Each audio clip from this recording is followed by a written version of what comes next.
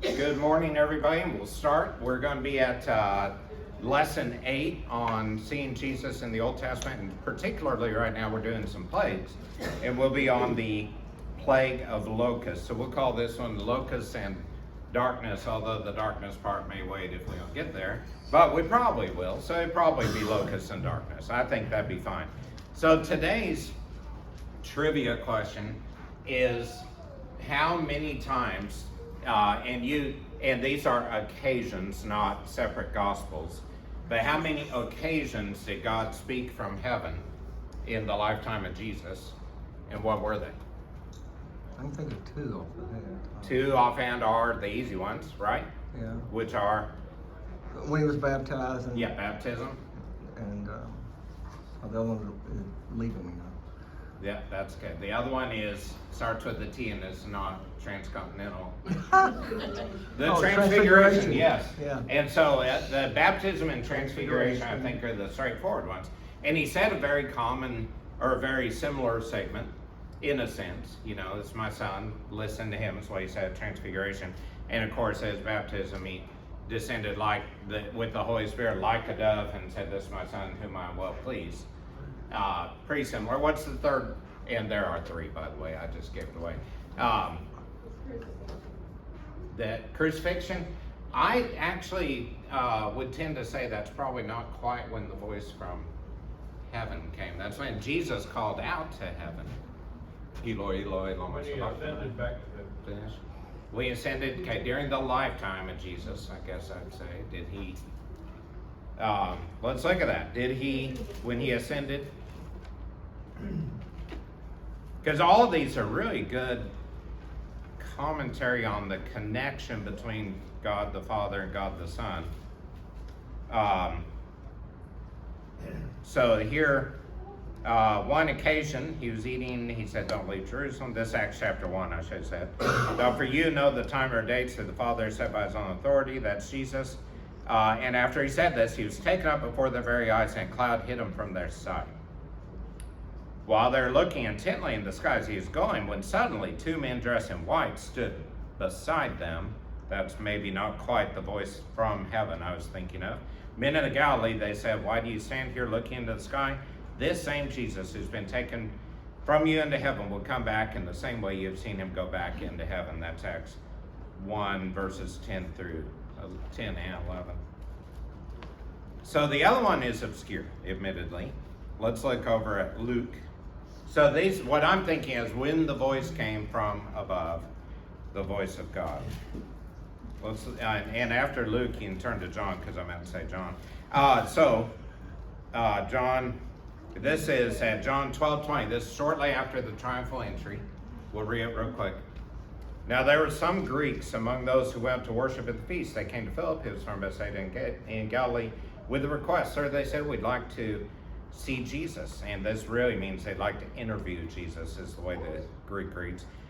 Philip went to tell Andrew. Andrew and Philip in turn told Jesus. Jesus replied, "The hour has come for the Son of Man to be glorified. I tell you the truth, unless a kernel of wheat falls to the ground and dies, it remains only a single seed.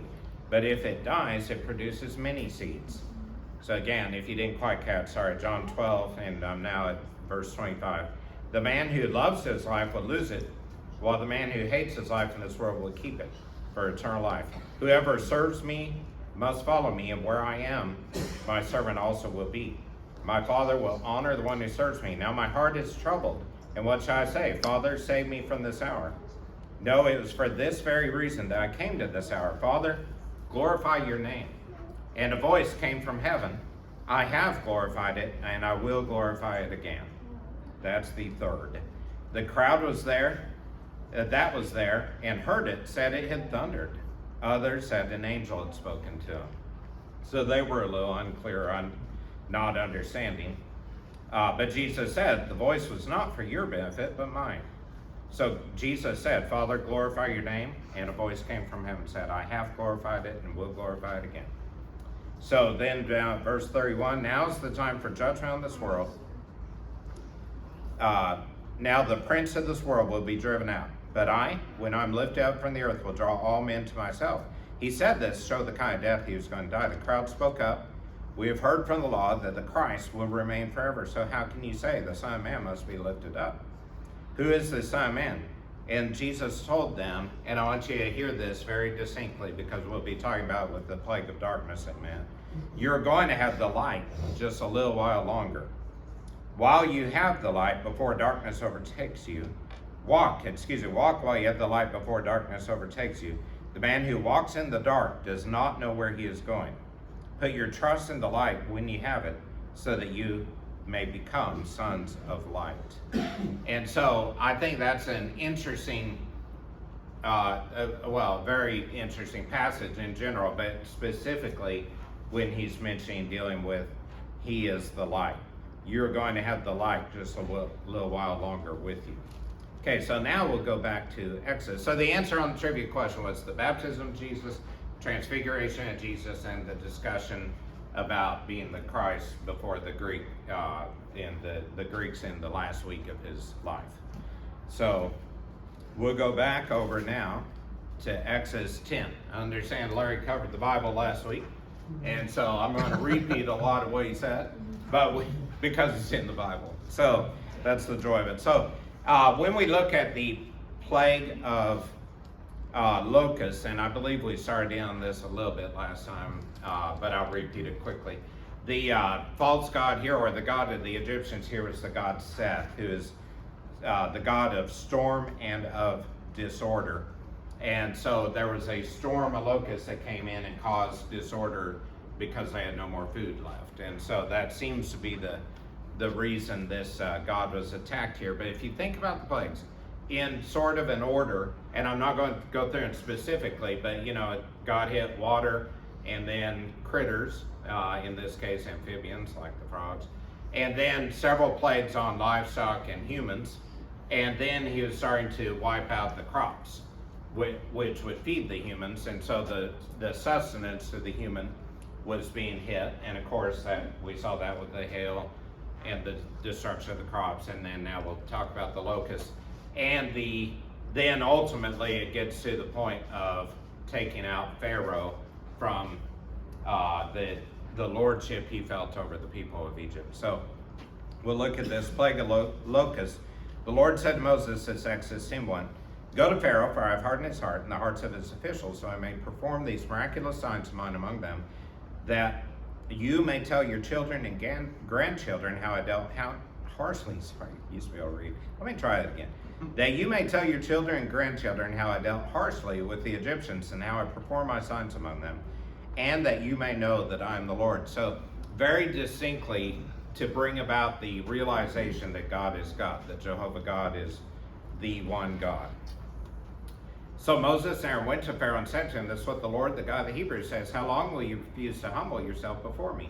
Let my people go so they may worship me. If you refuse to let them go, I'll bring locusts into your country tomorrow.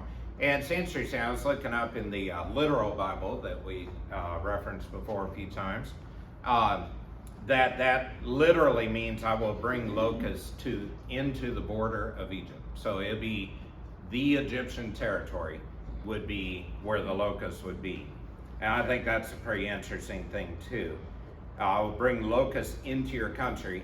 Seems to me a little different than I will define your borders, your country, by the presence of the locusts. They'll cover the face of the ground so it cannot be seen. They'll devour what little you have left after the hail, including every tree that is growing in your fields. They'll fill your houses and those of all your officials and all the Egyptians, something neither you nor your fathers nor your forefathers have ever seen from the day they settled in this land till now. Then Moses turned and left Pharaoh. Pharaoh's officials said to him, how long will this man be a snare to us? Let the people go so they may worship the Lord their God. Do you not yet realize that Egypt is ruined? I think that's a really interesting thing too. How many people have you known in a sin circumstance who really are living in ruin and they just don't realize it? I often find people who recover from addictions, for instance, or from whatever life of sin before Christ that they're in, they frequently have no idea their life will be quite great once they follow God. And I think it's interesting that, I see a lot of people tell me, oh, they got to drink alcohol or drink to excess or use marijuana or whatever the product is, because they can't sleep, for instance, or because they're too anxious to get through the day. They got kind of numb things, or whatever the reason is. And then if they give it up, inevitably they tell me, it was true. There was, I actually can function wonderfully off of the substance. And when you're not altering the brain with something, and the rest of the body metabolism, it's often pretty incredible with people. I remember a guy came to see me a few years ago that was on a ton of opioid narcotic type pain medicine. He had moved here from Amarillo, and he was on something ridiculous like 30 plus pills a day. And these were all prescribed. It wasn't just buying them on the internet and such, although he did that too because he became hopelessly addicted. But I told him, you gotta quit. This will kill you. He was about 31 years old at the time. Just saw him the other day. He's now 44, and he's been clean from narcotics for 12 years. He said he cannot believe how much different he feels, how much better. He still has the underlying medical issues, but he doesn't have the substance and the ruin there. And I think it was interesting the way he described it way back 13, 12 years ago when he gave him up. This was back when movie rentals were still around, and he said he would go rent the same movie almost every day.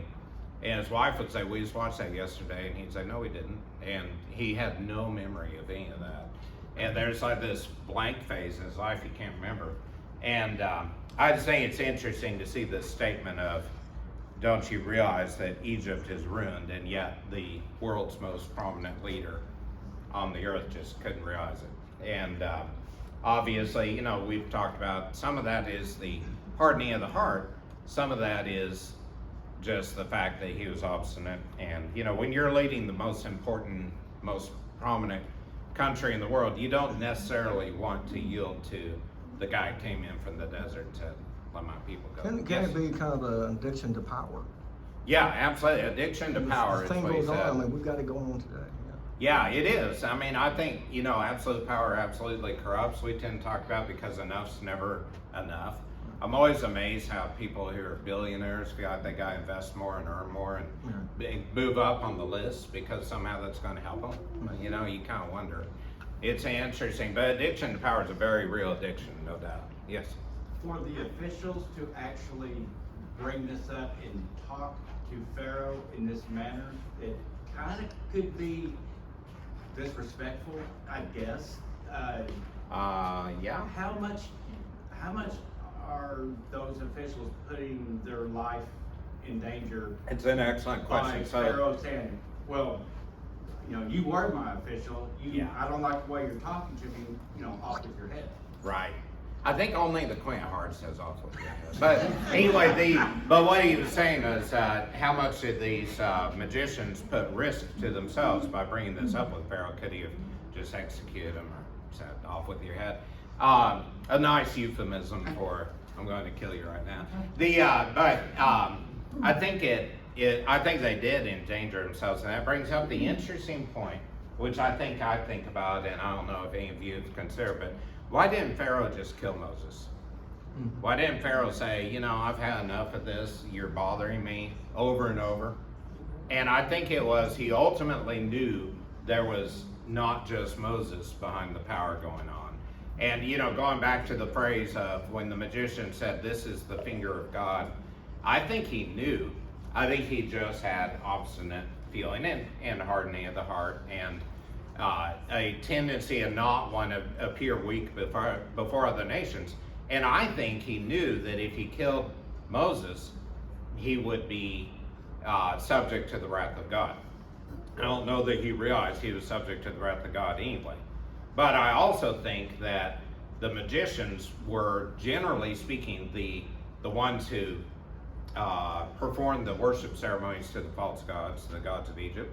And I think he was afraid to have that lost to him as well. So that's a great question. Yes? Did they not grow up together? So could that not a factor could also have been a familiar, Right. Family kind of thing? I think that's a fair thought. Moses grew up in the household of Pharaoh for the first 40 years. Probably the same Pharaoh. I think he was afraid of him for a reason. I think there probably was some jealousy and some challenges there of, Moses came in as the adopted son, couldn't be the fulfillment of the real son, which we'll talk about too with the next two plagues. But I think that's a very fair question, is whether, having grown up together, there's a different relationship between them, Moses and Pharaoh at that point. So, yeah, I think, it's a strange realm to think about the exiled person coming back. How much was there any degree of respect for that person, or was it initially just, this guy, we should have killed him when we had a chance, but now it's a little late, or we're just so powerful and overwhelming to the Israelite slaves it won't matter. I think a lot of those things probably were initial impressions until this point where even the officials realized that it was a hopeless cause against God. So then Moses and Aaron, this is back to chapter 10, verse 8, were brought back to Pharaoh. Go worship the Lord your God, he said, but just who will be going? If by the late 8th plague, he hadn't quite realized what was going on, it's kind of an interesting thing too. More manipulation probably. Moses answered, we'll go with our young and old, our sons and daughters, with our flocks and herds, because we are to celebrate a festival to the Lord. Pharaoh said, the Lord be with you if I let you go, along with your women and children. Clearly you are bent on evil. Interesting comment. Still I think Pharaoh was feeling like he was more in charge than God, or at least more able to try and manipulate. No, have only the men go, worship the Lord, since that's what you've been asking for. Then Moses and Aaron were driven out of Pharaoh's presence. I've often thought about that little phrase too. Why have just the men go? And of course, naturally they'd want to return for their families. I hope men weren't, being chauvinistic at the time, thought, oh, we'll go find brides in the land of Canaan. I don't think there's any of that. I think he knew if you sent the whole family and the whole group, that was pretty final. And then the other is Moses and Aaron were driven out of Pharaoh's presence. This was becoming a more tense, more hostile situation, which I think was, I believe also is rather reflected in the ministry of Jesus. If you look at the time that Jesus spent in ministry, approximately 3 years, they're often defined as the year of teaching and discovery, and then the year of, what's the right term for it, of peacefulness in the ministry, and when people would bring in people to be healed, and the officials were irritated, but they weren't necessarily adverse to him. And then the year of hostility was the third year, where the Jewish officials, Pharisees, scribes, Sadducees, teachers of the law, had decided they needed to kill Jesus. And so then, of course, they ultimately did, feeling they had secured a victory that was obviously not the victory they had in mind, but was victory for us through Jesus rising from the dead. So I think it's kind of a similar, at first it was sort of, oh, you people aren't going to bother me, this little plague won't bother me, my magicians can reproduce it, and then pretty quickly it was escalating into real trouble. And here they were driven out from Pharaoh's presence. I can just imagine that was kind of a time of intensity where he said, get these men out of here, rather than just, we'll be back to talk to you the next time. So the Lord said to Moses, stretch out your hand over Egypt so the locusts will swarm over the land and devour everything growing in the fields, everything left by the hail. So the other just side note I'd make is that the officials back at verse 7 said, don't you realize that Egypt is ruined? And it was actually before the locusts came, so they knew full well the locusts were coming, and they believed in God's commitment to that. So I think that's kind of a unique view too. They were really changing spiritually, I believe. So everything be devoured, everything left by the hail. So verse 13, Moses stretched out his staff over Egypt, and the Lord made an east wind blow across the land all that day and all that night. By morning, the wind had brought the locusts. They invaded all Egypt and settled down in every area of the country in great numbers. Never before had there been such a plague of locusts, nor will there ever be again. They covered all the ground till it was black. They devoured all that was left after the hail, everything growing in the fields and the fruit on the trees. Nothing green remained on tree or plant in the land of Egypt. Pharaoh quickly summoned Moses and Aaron and said, I have sinned against the Lord your God and against you. Now forgive my sin once more and pray that to the Lord your God to take the deadly plague away from me. So whether manipulative, realization of spiritual precariousness, or whatever that was, he was rejoining the process after having driven them out from his presence. He summoned them quickly. And I think, when he says, I've sinned against the Lord your God, I'm going to just guess that he didn't understand what sin is, separation from God by, human behavior. I think he probably still felt like, well, I'm the king of Egypt and the god of Egypt, which he was considered, which we'll be talking about more here in a few minutes too. So Moses left Pharaoh and prayed to the Lord. And the Lord changed the wind to carry a very strong west wind, which caught up the locusts and carried them into the Red Sea. Not a locust was left anywhere in Egypt, but the Lord hardened Pharaoh's heart. He would not let the Israelites go. So I just want to make one more mention of people who want to claim these were just natural events that were, I can't think of the word all of a sudden, manipulated, for lack of a better term, into being the story of God bringing plagues, that they say, oh, there were just a bunch of locusts that blew in anyway.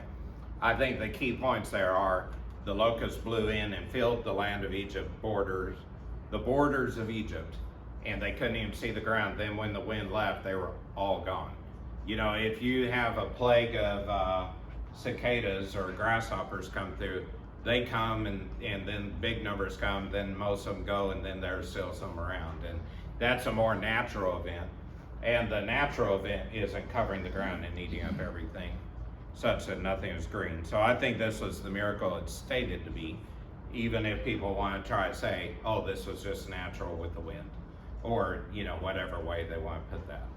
Yes? And I'm just trying to remember the geography, but wouldn't the wind go into Egypt from the north, considering is it the Mediterranean? Yeah, it's south of the Mediterranean. So the winds naturally would be blowing north to south. North to south, and then south absolutely. to north. So just the fact of mentioning that That's a the great wind's point. coming from the east, not from the typical wind that comes from the ocean. Absolutely. Our amateur meteorologist just pointed out that the wind would normally be north, or either from the north or from the south, depending on the season. And that played a role in the hailstorm that we talked about the hot wind hitting the moisture from the Mediterranean and causing the hail, and that this was way out of proportion to anything they had ever experienced before. And so the fact that it's stated to be from the east and the west makes perfect sense that that's a miraculous change, because that is not the natural flow of wind. I hadn't thought about that, and that's a great point. I think that's another reason it was specified. I'm always amazed the specifics that God gives us are so meaningful. There's just not anything left to doubt in the we can provide conjecture because we're good at it, but it's factual in the way it happened, and I think that's always a great realization too. So that's a very good point. This would not be the natural flow of wind or the natural flow of insects. That's definitely true. So we'll now look at, unless anybody have anything else about locusts? Anybody bring one with you? Just Show and tell. yeah, show and tell would be nice. Can you imagine walking up to the border from another country to the border? Being, Yeah, wouldn't that be interesting? There's a border. The border's around here. Oh, there it is. Look at all the black locusts. Oh, that's a great just point. a line, Yeah, he was saying it must have been fascinating if you walked from another country to Egypt and suddenly found the line of locusts all over the ground covering it. You hear You crunching, you're in. Yeah, absolutely. Oh, it's it really is amazing to think about the hand of God and all this, the power of God, and the just the greatness of God to have the start and the finish to be so precise too, so that they couldn't say this is just what happened. This is weird circumstance. It's not. It is the hand of God. All right, so I do want to Oh, good. And we have time for the plague of darkness, because I think this is a very interesting one too. And of course, we already read the verse about Jesus saying the light will only be with you for a little longer. And we know about, like 1 John 1, 7 and 8, walk in the light as he is in the light, for in him, walk in the light as he is in the light, for in him there is no darkness. And the darkness tries to overcome the light but cannot. And I think there are a lot of phraseology things about Jesus being the light of the world, God's plan being the light. Everything will be exposed by the light. Let me read 2 other verses that I think are pretty pertinent to that too, that maybe we don't think about as much. And let's turn to Isaiah 53. Well, we know Isaiah 53 for prophecy of Jesus. Okay, so yeah, good answer, everyone. Everyone answered if you're on tape. So, but let's say Isaiah 53. Who has believed our message, and to whom has the arm of the Lord been revealed? He grew up before him like a tender shoot, like the root out of dry ground. There is no beauty or majesty to attract us to him, nothing in his appearance that we should desire him. He was despised and rejected by men, a man of sorrows and familiar with suffering, like one from whom men hide their faces. He was despised, and we esteemed him not. Surely he took up our infirmities and carried our sorrows, yet we considered him stricken by God, smitten by him, and afflicted. But he was pierced for our transgressions, he was crushed for our iniquities. The punishment that brought us peace was upon him, and his wounds were healed. We all, like sheep, have gone astray. Each of us has turned his own way, and the Lord has laid on him the iniquity of us all. He was oppressed. He was oppressed and afflicted, yet he did not open his mouth. He was led like a lamb to the slaughter, how literal and figurative both. And as a sheep before her shearers is silent, so he did not open his mouth. By oppression and judgment he was taken away. Who can speak of his descendants? For he was cut off from the land of the living. For the transgression of my people he was stricken. He was assigned a grave with the wicked and with the rich in his death, though he had done no violence, nor is there any deceit found in his mouth. Yet it was the Lord's will to crush him and cause him to suffer. And though the Lord makes his life like a guilt offering, he will see his offspring and prolong his days, and the will of the Lord will prosper in his hand. And listen to this, and after the suffering of soul, he will see the light of life and be satisfied. By his knowledge, my righteous servant will justify many. He will bear their iniquities. Therefore, I will give him a portion among the great. He will divide the spoils of the strong, because he poured out his life unto death and was numbered among the transgressors. For he bore the sin of many and made intercession for the transgressors. So I do think it's interesting. You see the light of life. Light's always correlated to life, I would say. And in fact, if you go back to the first day of creation, God provided light, right, over the darkness and formless void that was the earth at the time. But then on the 4th day, he provided the sun, and he said the sun, and there would be the sun, moon, and stars, and that the sun would rule by day. And I think that's a really interesting phraseology in that 4th day of creation too. So having said all that, when we look at the 9th plague, the plague of darkness, the Egyptian god involved in that was Ra, R-A, Ray, Ra, whatever you want to call him. I call him Ra just because when I say Ray, I think there's a Y on there, and there's not. But it's R-A. So the sun god of Egypt was also felt to be the direct father of Pharaoh. So no matter what, Pharaoh was the antecedent of the Pharaoh currently in place. It was declared to be that he was the son of Ra. And so what that, by extrapolation, if you're the son of the sun god, then you are on your own also a god. If you are the ruling progeny of the sun god, then you are considered a god. And that's how Pharaoh is considered. He was considered a god before the Egyptians because he was the son of the sun god of the Egyptians. And so his father was a Pharaoh who was the son of a sun god, of the sun god. I hope that makes sense what I said. But so the god of the sun, the direct father of Pharaoh, remember that this is all about going back to when God said to Moses, you're going to go and lead my people out of Egypt because Pharaoh has killed my firstborn, and I am going to exert vengeance on him.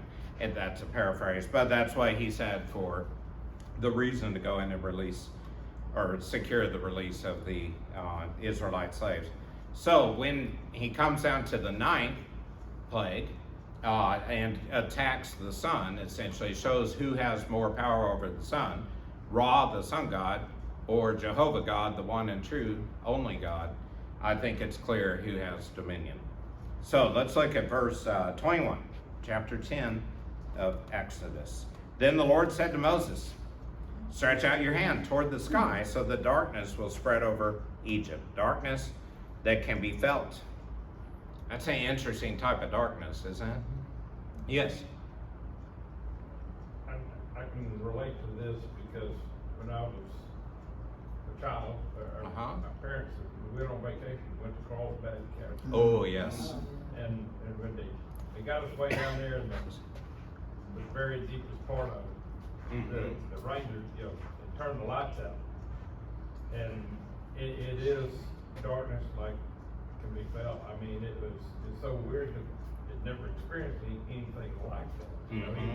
Even at night, you don't have darkness. Oh, no, and that's a really, so his comment was that he can really relate to this darkness that can be felt because he, as a child, went to Carlsbad Caverns. If you've ever been there, you go way down, 800 feet, I think, or something. And then they turn off the lights to show you that there's no light in case you were worried that there might be some light down there. And so, but it is completely pitch black and you could feel that darkness, right? And that's what the Egyptians felt. I think what's interesting, it is interesting, I mean, if it were nighttime, not that we have an outdoor window near here, and we turn off these lights, we'd still be able to make it through the room, pretty much. You know, a couple of people might stumble into a chair, but it's not nearly complete darkness, and certainly outside. If you go outside at night on new moon night and it's dark and you say, boy, it's dark tonight, you can still make it. You know, you're not gonna walk into your tree or not be able to find your house from the yard. And you know, it's just a very different thing. So let's look at how this was described. So Moses stretched out his hand, verse 22, toward the sky, and total darkness covered all Egypt for 3 days. No one could see anyone else or leave his place for 3 days. Yet all the Israelites had light in the places where they lived. Isn't that fascinating? You could not leave your place. You could not see another person because it was so dark. So he darkened not only the sun, but apparently too the stars and the sun and the moon. You know, all those things. Of course, if the sun is darkened, there's no reflective light on the moon, which would kind of make sense if it was literally just blotting out the sun. And you know, there are times, like for instance, when Jesus was on the cross and it was dark from the 9th to the 3rd hour. Some people want to say, well, the people who wrote that just used the coincidence of an eclipse. But during an eclipse, have you ever not been able to find somebody next to you? Or have you ever been so overwhelmed with the darkness that you couldn't leave your house? No. And what is the average length of an eclipse? Anybody just happened to? Minutes? No, Yeah, it's somewhere around, it's minutes. But it's like the longest recorded complete lunar eclipse of the sun, such that there was no light coming to the earth from the sun, was 41 minutes. And this is 3 days that this was covered. So this is not an eclipse. It wasn't a weird natural occurrence that people, you know, turned into a story of darkness around there. The average eclipse actually is 9 minutes, 41 seconds. For those of you who wonder, that's why I looked up a few years ago. It's probably right, maybe. Don't Google it, but it's a very short time, and that's why, you know, if you're in school and doing your little cardboard box with a pinhole to try to tell the eclipse, you gotta be there right then, or you know, it's over, and then you gotta wait a few decades. So this was total darkness for 3 days. So total darkness covered all Egypt for 3 days. No one could see anyone else or leave his place for 3 days. So, you know, let's think about that for a second.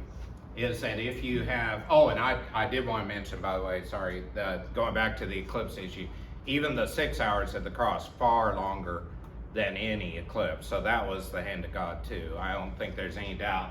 It wasn't just coincidental season that God used an eclipse to make this happen. It was God's hand that made it happen. Yes? Do you think there was a specific reason why God did not announce this oncoming plague?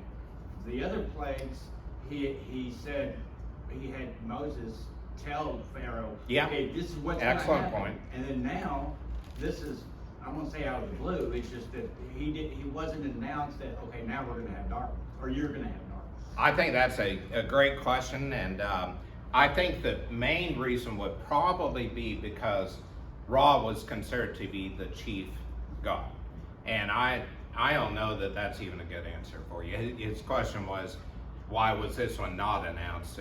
I have any feeling of why it wasn't announced to Pharaoh and his officials or to the Egyptians. I think it was just that time that Moses had gotten under Pharaoh's skin. God had gotten under Pharaoh's skin such that he was even using comments like, I've sinned, forgive me, pray for me. And here's this chief god, the father of Pharaoh himself, and he just attacked him. So that's a great question. I don't know if there's any better answer. I'm sure, well, there probably is a better answer. But Pharaoh probably prayed to Ra. Yeah, During routinely. this, he probably was, forgive me, he probably went to pray to Ra. I mean, oh yeah. Absolutely, that's an excellent point. So he probably prayed to Ra, and then He could've. suddenly found Ra was not responding because it was total darkness. That's a great thought on that too. I think of if all the plants were gone, the livestock that had been in the field was dead, the other livestock was ill, all the plants, the wheat and barley had been wiped out, the spelt had been eliminated, and then anything else living, the locusts had eaten, and the fruits of the trees, and suddenly of darkness, and you have nowhere you can go to try to overcome the food supply issue and the whole existence day-to-day issue. Who knew that it'd be only 3 days? I wonder if they were in so much turmoil because at 2 days it was a misery. If you remember a couple of winters ago, it's hard to believe this now, but it was cold, and since it's now extremely hot, hard to believe the same place, but it was so cold, many of us had no power for a while, and I know some people had no power for extended times, day 2 days, 5, 6 days. We would have power about 10 minutes every 2 hours-ish, completely unpredictable. And so, it's crazy because we'd be sitting there thinking, well, I wonder if it'll ever come on. And it'd come on, we'd think, oh good, it's on, then go off, like 8 minutes later. And something about that unpredictable issue just makes you uneasy. You start thinking, boy, will it come back today? And nobody knew. I can't imagine the chaos this had caused to the Egyptian people, I guess is what I'm trying to say. So then, verse 24, Pharaoh summoned Moses and said, go worship the Lord. Even your women and children may go with you. So they'll change the heart there, sort of, not really. Only leave your flocks and herds behind. So Moses said, you must allow us to have sacrifices and burnt offerings to present to the Lord our God. Our livestock too must go with us. Not a hoof is to be left behind. We have to use some of them in worshiping the Lord our God, and until we get there, we will not know what we are to use to worship the Lord. But the Lord hardened Pharaoh's heart, and he was not willing to let them go. Pharaoh said to Moses, get out of my sight, make sure you do not appear before me again. The day you see my face, you will die. So there's the death threat after the 9th plague. Just as you say, Moses replied, I will never appear before you again. I wonder how ominously Pharaoh realized that was stated, that he would not see him again because the ultimate end was coming. And it's interesting, when I want you to think about this verse when we read through the 10th plague next week, the verse about that they had to leave their livestock, and then Moses said, not a hoof is to be left behind. I think Moses knew full well what they'd use in worship. I think it was new.